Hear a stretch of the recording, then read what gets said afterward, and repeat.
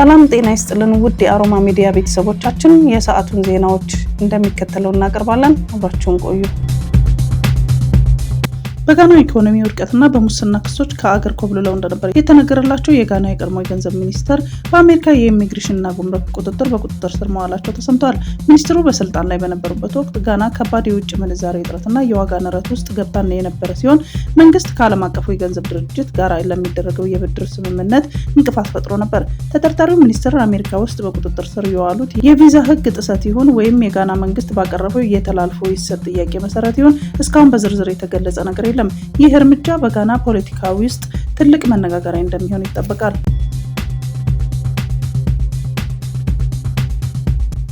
ቻይና ከሩሲያ ጋር ያላትን የንግድ ግንኙነት ልታቋርጥ ይገባል ስትል አሜሪካ አስጠነቀቀች። ፕሬዚዳንት ትራምፕ የሩሲያ ነዳጅ ገዢዎች ኢላማ ያደረገ ረቂቅ ህግ ማጽደቃቸውን ተከትሎ ቤጂንግ ከሞስኮ ጋር ያላትን የንግድ ግንኙነት በአስቸኳይ እንድታቆም ማስጠንቀቂያ ሰጥተዋል። ቻይና ከሩሲያ ጋር ያላትን የንግድ ግንኙነት እንድታቆም አሜሪካ ብትጠይቅም ቤጂንግ በሰጠችው ምላሽ ከሩሲያ ጋር ያላትን የኢኮኖሚና የንግድ ግንኙነት ለማበላሸት የሚደረግ ማንኛውንም ሙከራ እንደማትቀበል አስታውቃለች። ቤጂንግ ሁልጊዜ ህገወጥና የአንድ ወገን ማዕቀቦችን ትቃወማለች ሲሉ የቻይና ውጭ ጉዳይ ሚኒስትር ቃል አቀባይ ማኦኒንግ ለጋዜጠኞች ተናግረዋል። ቻይና ከሩሲያ ጋር ያላትን መደበኛ የኢኮኖሚና የንግድ ግንኙነት ህጋዊነት ያለው ነው ሲሉም አክለዋል። ሆኖም በዶናልድ ትራምፕ ይሁንታ የጸደቀው ረቂቅ ህግ እንደ ቻይና፣ ህንድና ብራዚል ባሉት ሀገሮች ላይ ማዕቀብ በመጣል ሩሲያ በዩክሬን ላይ እያካሄደች ባለችው ጦርነት የሚደርሳትን ድጋፍ ለማዳከም ያለመ ነው ሲል የዘገበው አርቲ ኒውስ ነው።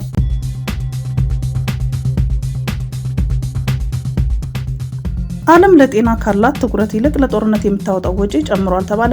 የዓለም ጤና ድርጅት ዋና ዳይሬክተር ዶክተር ቴድሮስ አድሃኖም ዓለም አቀፍ ማህበረሰብ የቅድሚያ ትኩረት እንዲፈትሽና በሰው ልጅ ጤና ላይ ኢንቨስት እንዲያደርግም ጥሪ አቅርበዋል።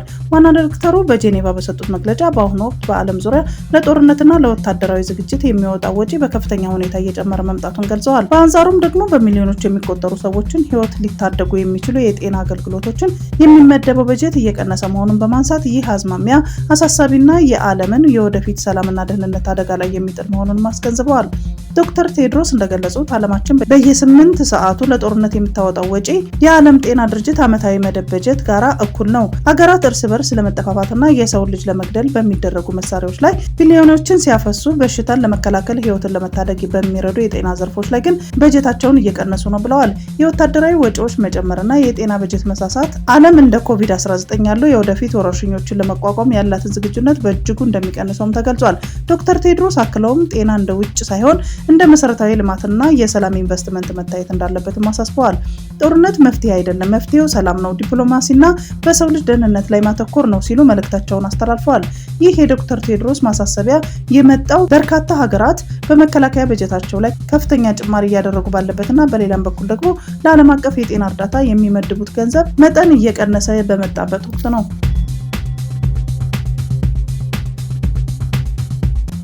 የአሜሪካ ውጭ ጉዳይ ሚኒስትር ሮብ ባወጣው መግለጫ ለሶማሊያ መንግስት የሚያደርገውን ሁሉንም ድጋፍ ማቋረጡን አስታወቀ።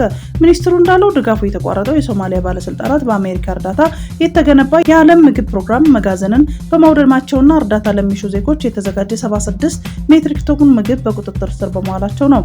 የትራምፕ አስተዳደር የምግብ ብክነት፣ ዘረፋና የህይወት አድን እርዳታ መያዝ አይታገስም ማለቱንም አሶሺየትድ ፕሬስ የዜና ወኪል ዘግቧል። መግለጫው አክሎ የአሜሪካ መንግስት ለሶማሊያ ፌዴራል መንግስት ጥቅም ያላቸው ሁሉንም ድጋፎች አቋርጧል ይላል። የተቋረጠው ድጋፍ የሚቀጥለው የሶማሊያ መንግስት ተቀባይነት ለሌለው ድርጊቱ ኃላፊነት የሚወስድ ከሆነና አስፈላጊውን እርምጃ ከወሰደ ነው። አሜሪካ ለሶማሊያ የምትሰጠውን ድጋፍ መቋረጡን የተሰማው የትራምፕ አስተዳደር በዩናይትድ ስቴትስ የሚገኙ የሶማሊያ ላይ ትችት እያሰማ በሚገኝበት ወቅት ነው። ዋሽንግተን ወደ አሜሪካ መምጣት በሚፈልጉ ሶማሊያውያን ላይ ጠንከር ያለ ገደብ የጣለ ሲሆን አሜሪካ የሚገኙ ሶማሊያውያንም ስጋት ላይ እንዳሉ ይናገራሉ። የትራምፕ አስተዳደር ለሁለተኛ ጊዜ ወደ ስልጣን ከመጣ በኋላ የአሜሪካ ዓለም አቀፍ የልማት ተራድኦ ድርጅት ማፍረሱንም ይታወሳል።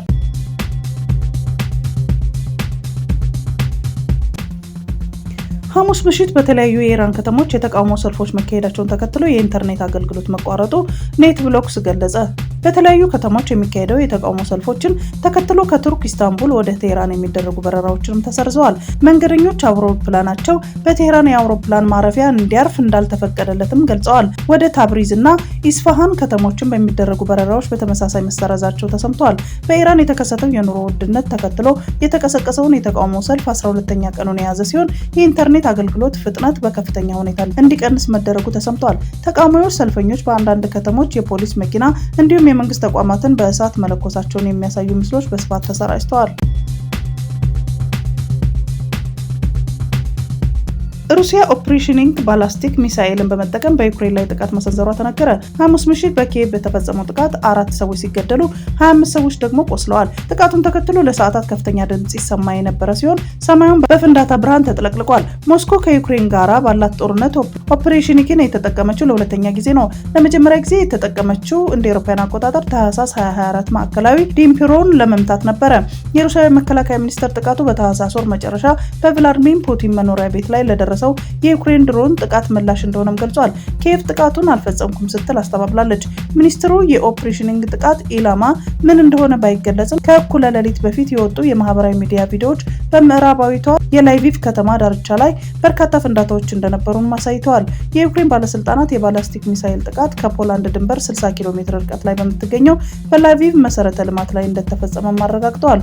ኦፕሬሽኒንግ መካከለኛ ርቀት ያለው ሃይፐርሶኒክ የባላስቲክ ሚሳኤል ሲሆን እስከ 5500 ኪሎ ሜትር ሊወነጨፍ ይችላል። ሚሳኤሉ ወደ ኢላማ ሲቃረብ ወደ በርካታ ክፍሎች የሚበታተን ሲሆን የታለመለትን ኢላማ የሚያጠቁ አረሮች እንዳሉትም ይገመታል።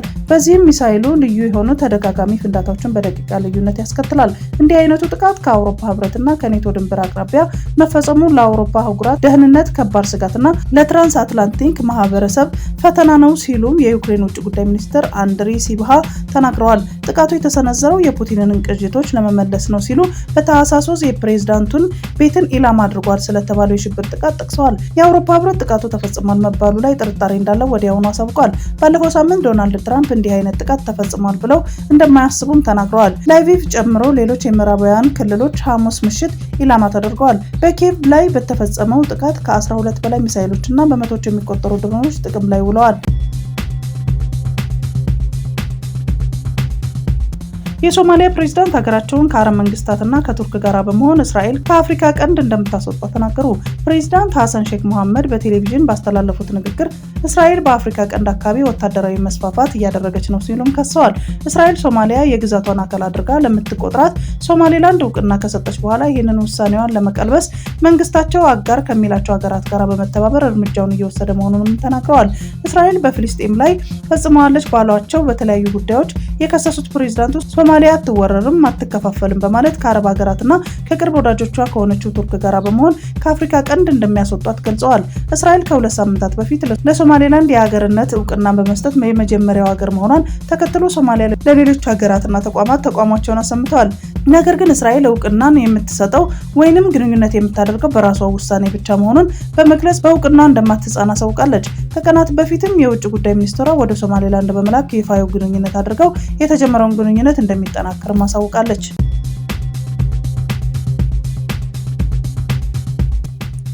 የሐዋሳ ከተማ አስተዳደር ፖሊስ መምሪያ ትናንት ሌሊት በሐዋሳ ከተማ ስላጋጠመው የእሳት አደጋ በሁለት ቤቶች መካከል ተጠግተው የሚኖሩ 6 ዓመት ህፃንና እናት ህይወት አልፏል ሲል ገለጸ።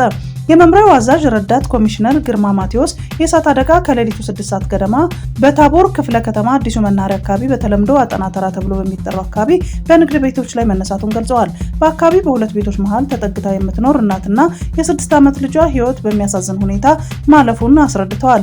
ቦታው ለንግድ ቦታነት በሐዋሳ ከተማ ኢንተርፕራይዞች መምሪያ ተገንብቶ የተሰጠ እንጂ መኖሪያ አይደለም ያሉት አዛዡ እሳቱ በቀላሉ ለመቆጣጠር በየቦታው አመቺ አለመሆኑንና የሰዓቱ ሁኔታ ፈተና እንደነበር ገልጸዋል።